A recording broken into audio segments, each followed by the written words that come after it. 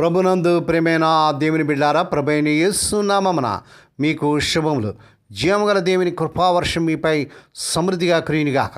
ఈ దినం అనగా ఏప్రిల్ 12వ తారీఖు 2026 ఆదివారం హోలీ ట్రినిటీ చర్చ్ మినిస్ట్రీస్ వారు అందించు అనుదినమన్న. ఈ దిన మన ధ్యానాంశం హల్లెలూయా గీతాలు.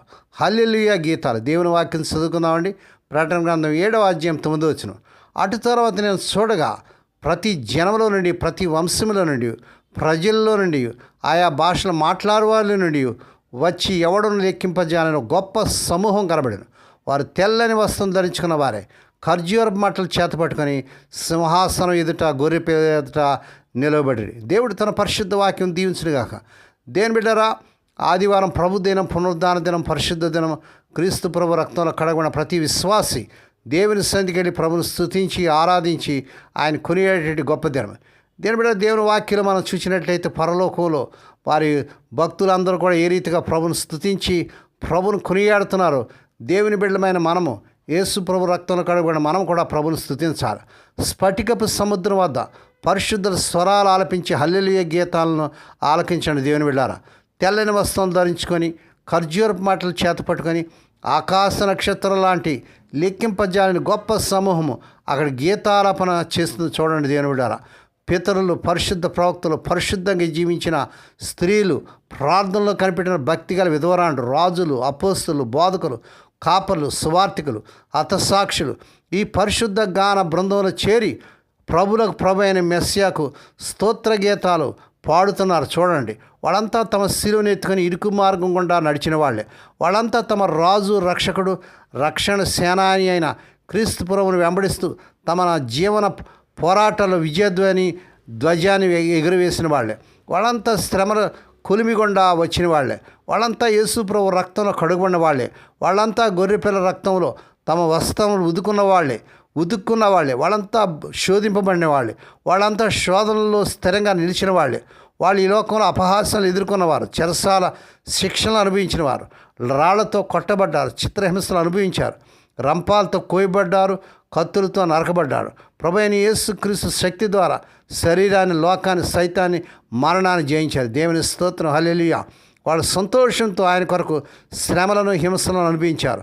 సంతోషంతో ఆయన కొరకు మరణించారు. మరణం ద్వారా మర్త్యమైన శరీరాన్ని వదిలి అమర్త్యతను ధరించుకున్నారు. దేవుని స్తోత్రం. ఇప్పుడు వాళ్ళు పరలోకంలో మహిమలో పరిపాలిస్తున్నారు. ఇప్పుడు వాళ్ళు పరలోక మహిమ వెలుగుల మధ్య బంగారు వీధుల్లో సంచరిస్తున్నారు.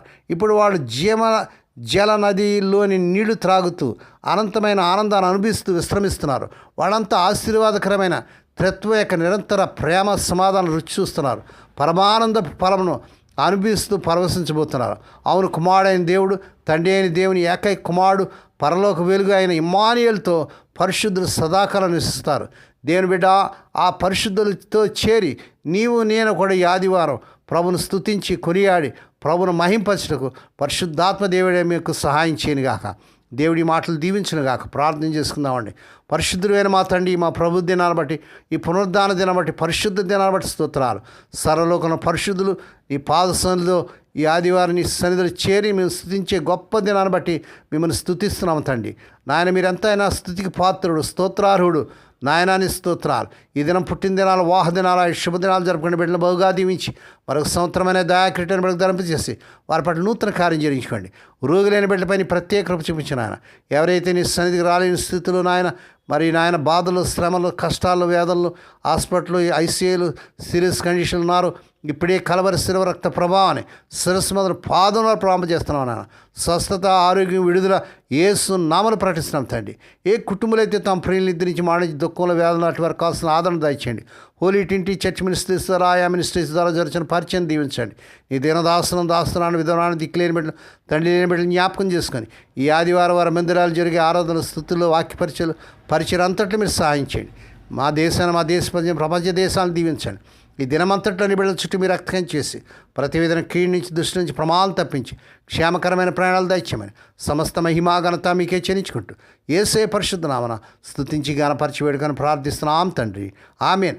మన ప్రభు అయిన యేసుక్రీస్తు వారి కృప, తండ్రి అయిన దేవుని ప్రేమ, పరిశుద్ధాత్మ దేవుని కనీని సహవాసం సదాకాలం మీకు తోడేండి నడిపించి బలపరచునుగాక. ఆమేన్.